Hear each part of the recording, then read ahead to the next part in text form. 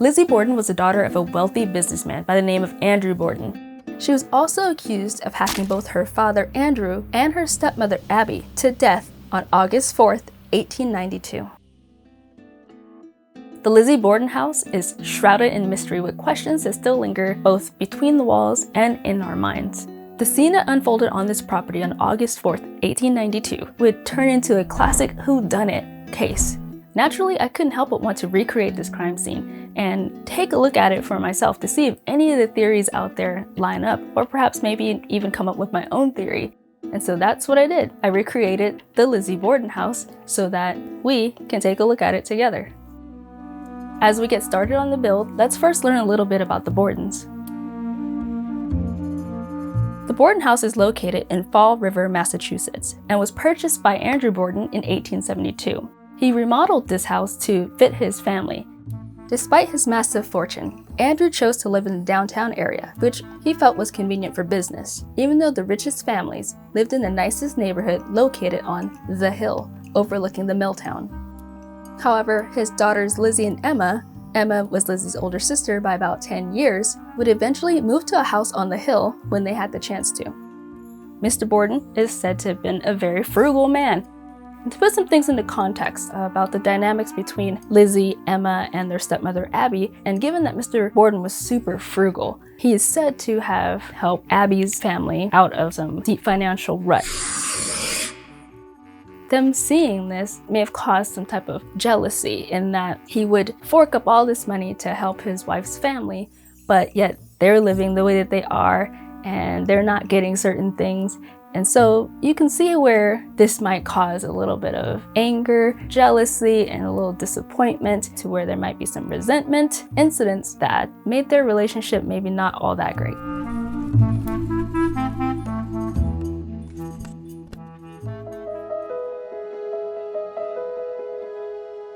Now, the floor plan of this house is somewhat peculiar.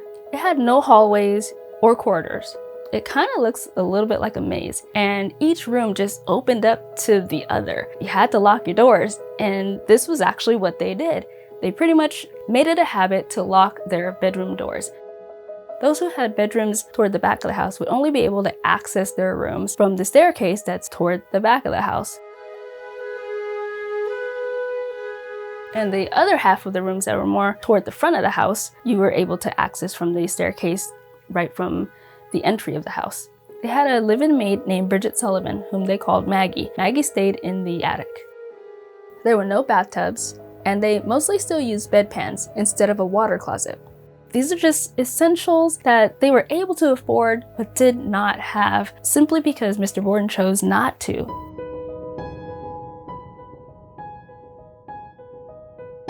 Leading up to the crime, the household had been feeling sick, and it's thought that they might have had food poisoning due to warmed over fish.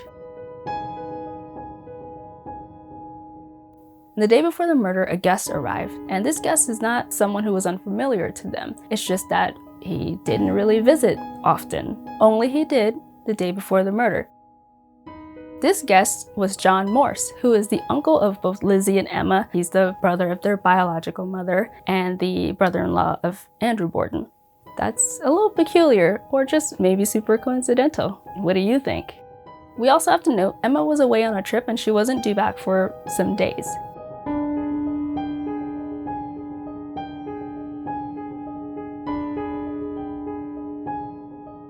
Everyone woke up, did their morning routine per usual. It was a really hot day that day. As the morning unfolded, a gentleman showed up at the house who was thought to have been Mr. Borden's employee, showed up to collect money he felt was owed to him by Mr. Borden. Mr. Borden handles the situation, squared that away. Roughly about a half an hour later, Mr. Borden left to town to go get a shave, and along with him was John Morse, his brother-in-law. Shortly after returning home, Mr. Borden tried to enter the house through the side door and noticed it was locked. So he goes around to the front, to the main entrance, where he had trouble unlocking that door as well. And so he banged on the door, and here comes Bridget. She hustles over to try to unlock the door for Mr. Borden. And as this is happening, she hears a giggle from upstairs. And she looks up and she notices Lizzie, who's just at the top of the staircase, giggling about something. Mr. Borden was finally able to get into his home. Eventually, he ended up in the sitting room, and while he was in the sitting room, he decided he'd take a nap. Lizzie claims to have been outside for roughly 15 minutes before she heard a loud noise coming from the house, which piqued her curiosity, and she decided to go back in to check, and was surprised by what she'd seen. Her father, laying on the couch, brutally murdered. He had been hacked to death by an axe or a hatchet. He had just been murdered, so the blood was still fresh and it was just dripping. When Lizzie discovered her father's body, she called for Bridget, who was now upstairs taking a nap. Bridget comes down to tend to the scene. In a frenzy, Lizzie tells Bridget to go and fetch the doctor who lived in the neighborhood. The neighbors started to wonder what was going on, and it became a really big scene at the house. At this point, we don't know where Abby is, Lizzie's stepmother. There was some confusion over where Abby was at the time because she was supposed to go visit a sick friend. And when they go to look for her throughout the house, that is when she is found in the guest bedroom. Abby's body was discovered lying on the floor between the dresser and the bed, face down. She had been brutally hacked, and her attacker struck her 18 times with an axe or a hatchet.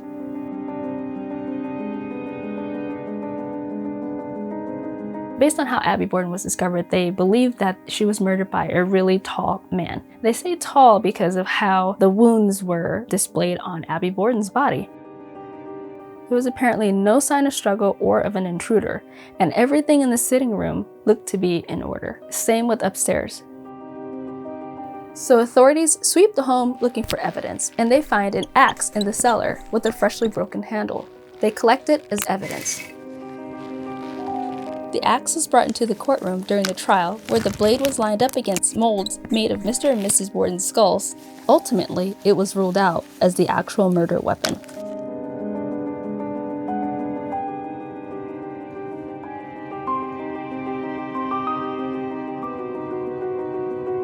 Lizzie was a suspect.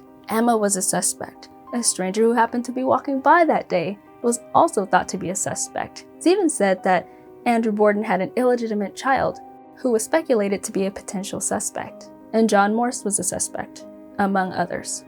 There was even supposedly an anonymous confession that didn't seem to lead anywhere. During this time, it was so unthinkable that a woman could have been capable of this, so they quickly ruled out the fact that it could have been a woman.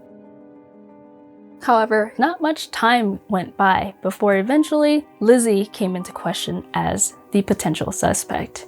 She went into custody without a fight. So there was all these different things that came out during her questioning, stories that didn't add up, giving contradicting answers. Some attribute this to her being heavily medicated during this time because she wasn't feeling well and she was overwhelmed by all this. And so some attribute her inability to keep her story straight to that.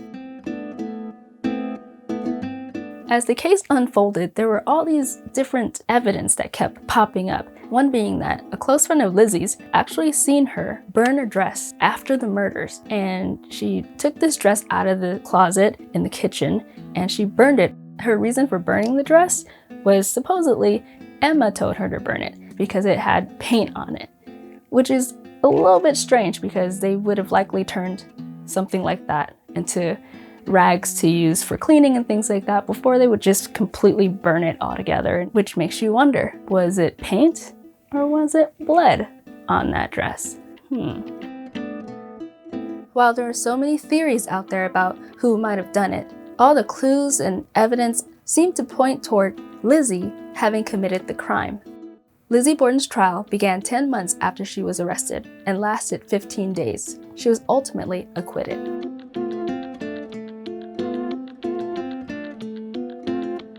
So after all of this, Lizzie and Emma didn't go back to the home. They instead bought a house on the hill and lived the way they had seemingly always desired. And at some point, Emma moved out. Both sisters died in the same year, in 1927.